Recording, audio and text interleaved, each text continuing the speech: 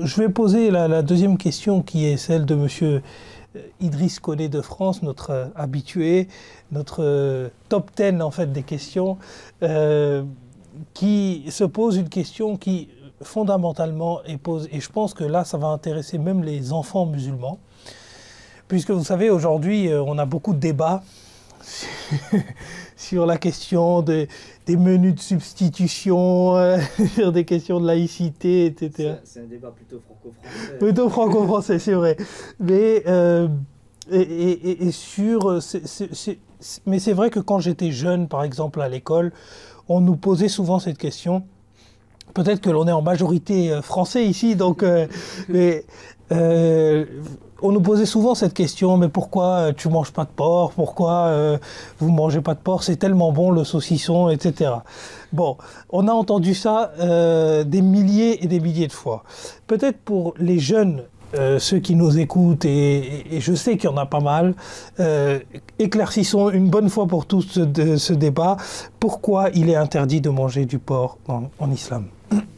Tout d'abord, j'aimerais vraiment dire que Dieu, il est rempli de sagesse. Il sait pourquoi, quand il interdit quelque chose, il y a une grande raison derrière. Et l'islam, c'est une religion qui prouve tout par la logique. Maintenant, pour le porc. Quand on parle du porc, il faut savoir que le système digestif du porc, il est extrêmement rapide et pauvre. Et le porc digère en seulement 4 heures et n'a qu'un seul estomac. Contrairement aux animaux qui sont permissibles, qui sont permis. Par exemple, on regarde la vache. La vache, elle digère en 24 heures et elle a 4 estomacs. Maintenant, ce qui se passe, c'est que le porc, il mange quoi? Il mange des animaux morts, ses excréments, etc. Et ce qui se passe, c'est que comme son système digestif est si rapide, ce qui se passe, c'est qu'il y a des toxines. Et ces toxines, ils restent dans son corps. Parce que son système digestif, il n'a qu'un estomac, il digère très rapidement, et il y a des toxines qui restent dans son corps. Et ce qui se passe, il se transforme en graisse. Et après, la viande qu'on mange, ils contiennent toutes ces maladies, toutes ces bactéries, etc. Et on les mange. Par rapport à la vache, comme elle a un système digestif qui prend 24 heures, donc son système digestif prend le 24 heures, il supprime toutes ces bactéries. Et encore une fois, la vache, elle mange quoi? Elle mange de l'herbe, ce qui est frais. Ou elle mange pas de tout ce qui est n'importe quoi. Mais le porc, il mange n'importe quoi. Et son système digestif, encore une fois, il est très lent, et il est très rapide et très pauvre. Et donc, il y a beaucoup de toxines, et il y a beaucoup de bactéries qui restent à l'intérieur. Et après, deuxièmement, ce que je voudrais dire aussi, que c'est prouvé par la science que tout ce qu'on mange, il a un effet sur nous. Maintenant, le porc, ce qui se passe, c'est un animal qui est homosexuel, qui a des tendances à aller vers le même sexe. Et ce qui se passe, c'est que plus on en mange, on arrive aussi à avoir en nous ces habitudes. Et c'est ce qui se passe aujourd'hui à travers l'Europe.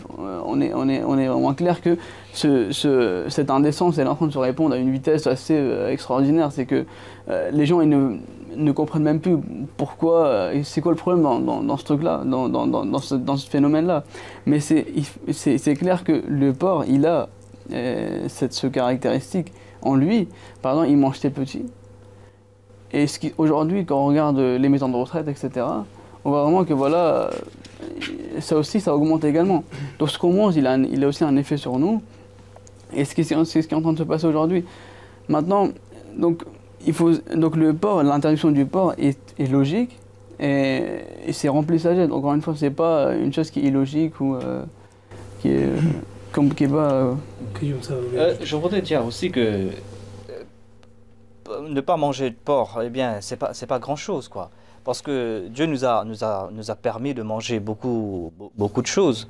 Il nous a rendu licite tout ce qui est fruits de mer. Il nous a rendu licite tous les poissons. Il nous a rendu licite d'autres animaux à manger. Donc c'est pas qu'on est obligé de manger du porc à chaque fois. C'est pas que si on mange pas de porc, on va mourir de faim. Mais c'est vrai aussi que, vous voyez, la sagesse du Saint-Coran, je voulais vous dire là-dessus, le Saint-Coran nous permet d'en consommer du porc. Quand on est en danger extrême, quand il n'y a rien à manger, quand notre survie en dépend. Voilà donc la sagesse de Dieu, voilà donc la sagesse du Saint-Coran. C'est-à-dire, il y a toujours cet équilibre. C'est vrai que Dieu nous interdit quelque chose, pour nous éprouver aussi, pour voir si est-ce qu'on est obéissant vers lui. Mais dans ce verset du Saint-Coran, dans le verset 174 du chapitre 2 du Saint-Coran, eh bien, Allah déclare que, mais pour celui qui sera contraint par la nécessité, n'étant pas désobéissant et ne dépassant pas les limites, eh bien, ce ne sera pas un péché pour lui. C'est-à-dire que de consommer ce qui a été interdit par les aliments. Les aliments qui sont interdits, ce ne sont pas seulement le porc, mais il y a aussi tout animal qui est décédé, qui est mort de mort naturelle, un animal qui a été tué qui est mort d'un coup, donc qui est tombé, qui a reçu un coup, qui est mort d'un coup qu'il a reçu sur la tête.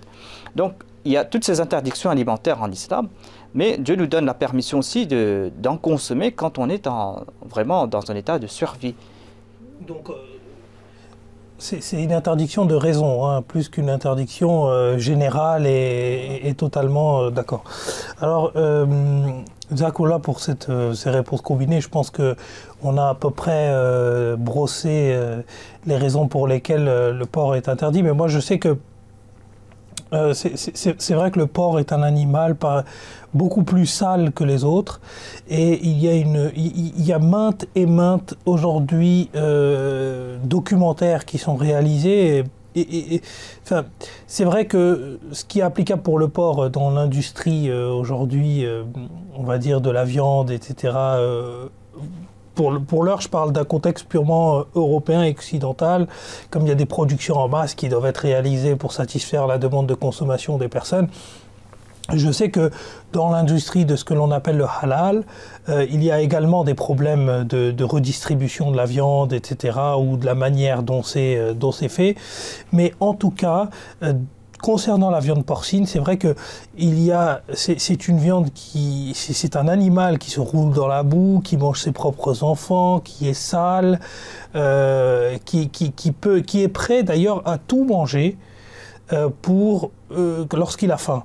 C'est-à-dire il est totalement déraisonné dès qu'il a faim, alors que les autres viandes sont beaucoup moins, comme vous l'avez dit, hein, sont beaucoup moins sales au sens bactériologique peut-être du terme, mais ça mériterait que des biologistes de la communauté musulmane ahmadiyya se penchent sur le sujet. Mais je pense qu'il doit y avoir déjà quelques documents de travail. En tout cas, si vous avez besoin de plus d'informations sur le sujet, n'hésitez pas à nous écrire. Nous ferons une joie de vous répondre. Peut-être